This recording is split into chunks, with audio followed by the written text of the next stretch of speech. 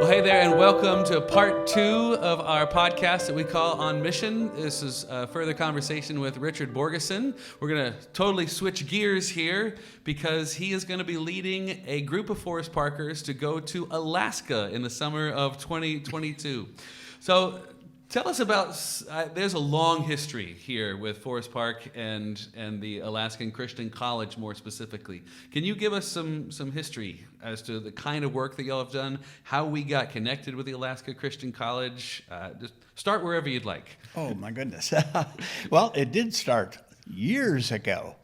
As far as the mission of our church, some of these mission trips,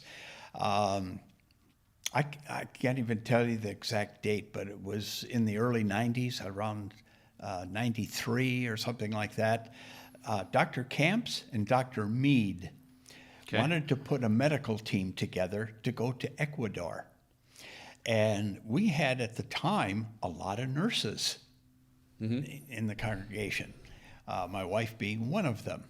So they put together this team. I think we were about 14.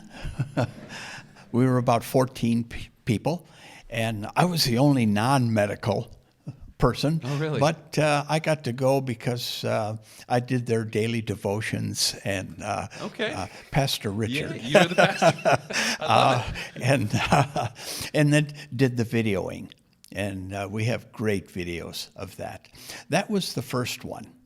Then it went on to several that we did with a group out of Texas, in Guatemala, and then began in 2000. Keith Hamilton came and spoke here about a dream. And at that point, they had nothing as far as Alaska was concerned. No property, nothing. But they challenged Keith to go to Alaska and look, and with no money, no staff, nothing but himself and his wife, they bought a piece of property. It had 12 or 13 acres on it with a huge ranch-style home, 7 bedrooms. Oh, my. It was big, and it had an indoor swimming pool.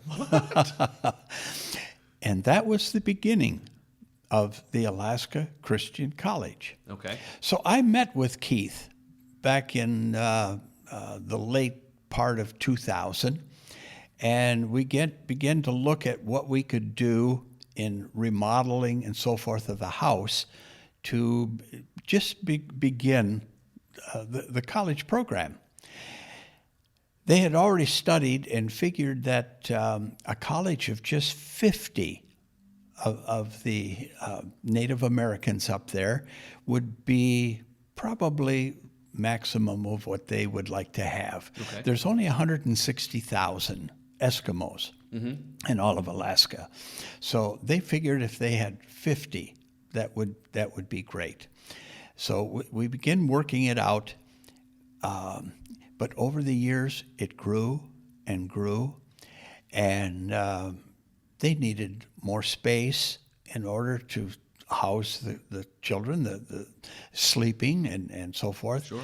So we began by building a dormitory that would sleep 50. You got a group of people together to go up there and built a dorm. Yes, we did, from here. But other churches got involved also. We couldn't build a whole dorm in 2 weeks. Sure. So we went up for the 2 weeks and did our part, and then other churches came in and built through that summer and had the dorm ready for the kids. I can't tell you the exact year. I'm not good on years, but that's all right. But it kept growing. And then we designed and built the dining hall and the beautiful kitchen, very commercial kitchen. The dining hall is huge. It'll seat 250 people. Why? Well, it is the largest gathering space in all of Soldotna and Kenai. Kenai is the sister city to Soldotna, just across the Kenai River.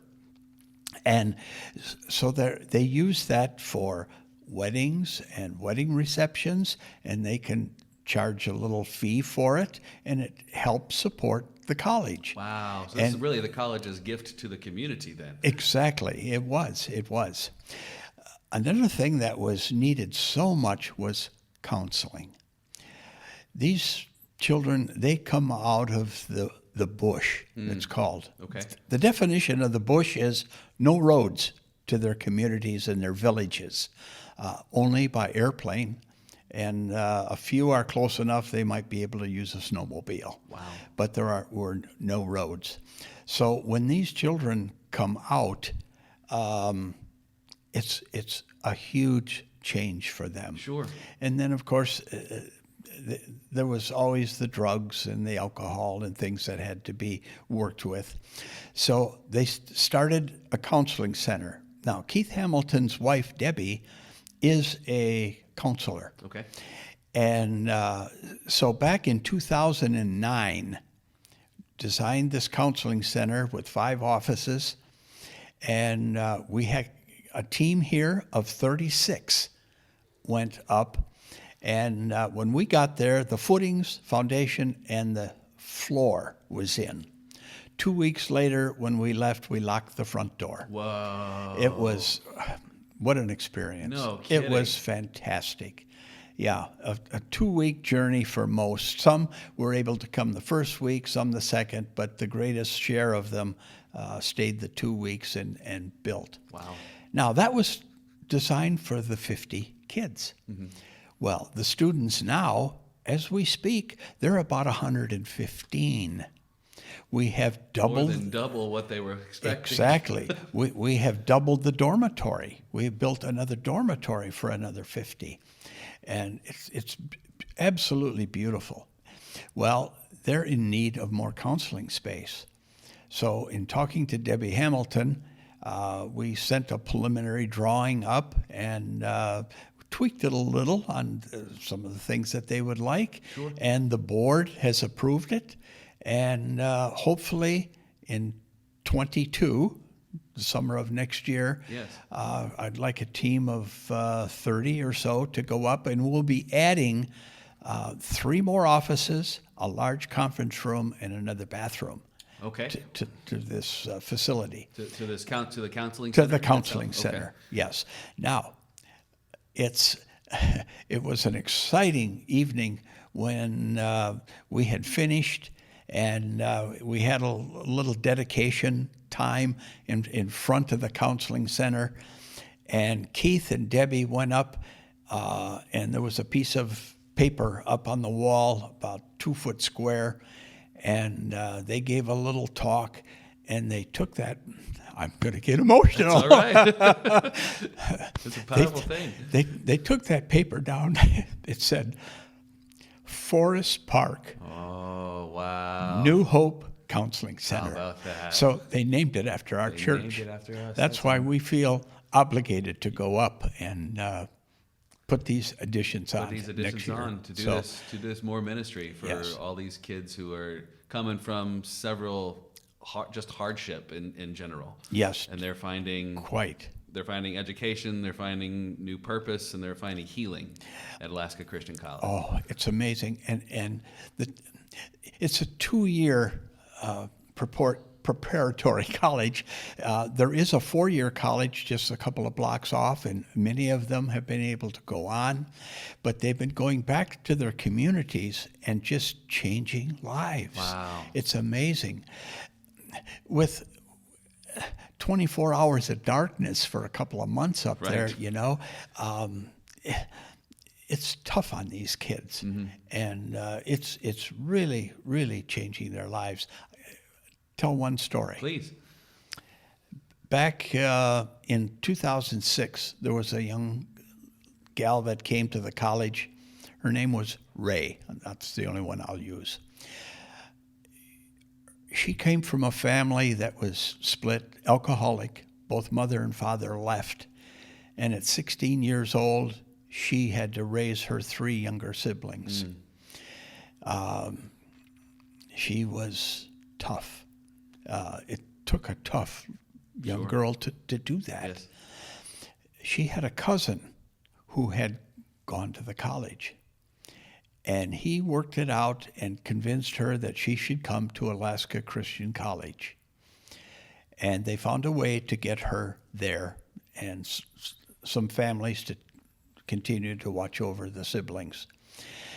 And while she was there, Keith mentioned that several times they were on the verge of having to send her home because things weren't working out too well. Sure.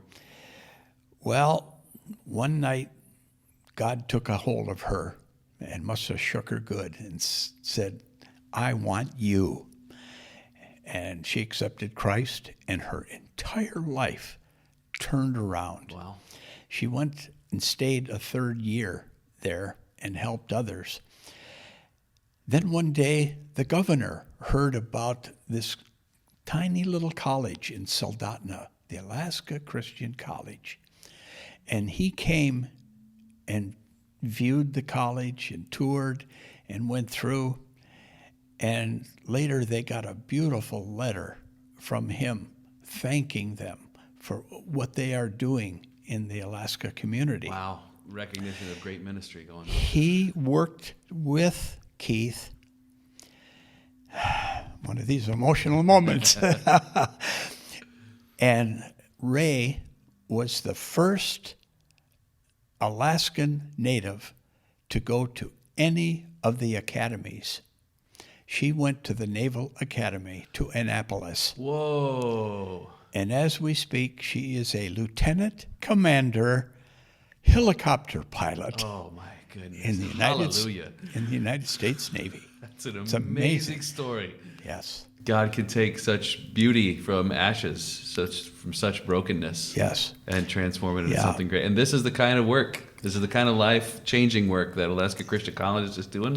And that's why we're going. And when we go back, we hardly recognize it sometimes because they have added classrooms.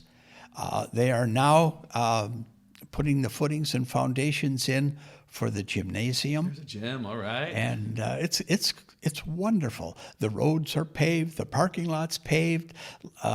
In 2018, we took a group up and put on new porticos in front of the dormitories. We poured all the bases for the new lighting, the parking lot lighting, put new roofs on some areas, landscaping. Man. Oh, my daughter and daughter-in-law are great seamstress, Okay. and they sat for 2 weeks and made all the graduation robes for them. So There's something for everybody to do then. if you wanna everybody. go. So when you We'll see find you a job. pictures of their graduation team, that came from Forest Park. Wow, that's amazing. Well, I know that everybody's probably wanting to know, are there any slots available for this coming summer? Yes. There are a couple slots? The Okay. first meeting we had 27, I think. I've had 4 more added, Okay. but we're allowed to group up to 45. Okay. So there are slots. There are And slots I will available. be talking to Debbie and Keith because for the program that we're going to do, 45 is a huge group. Okay. And we want work for everybody Sure. to experience this. So I just want to make it known to some of you who will be going up. You may not be putting up drywall or running a piece of conduit Sure.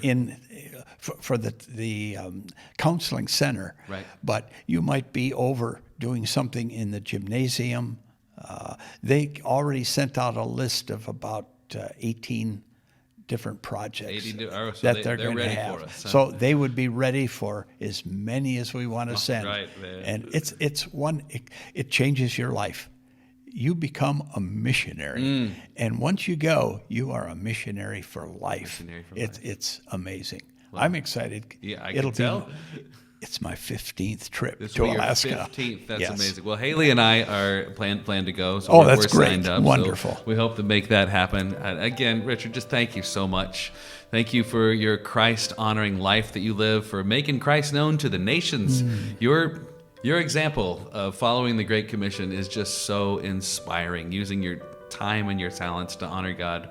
All the way at 84, still leading mission trips. Thank you. So Thank you. Thanks so much for sharing. You're so welcome. Thank you.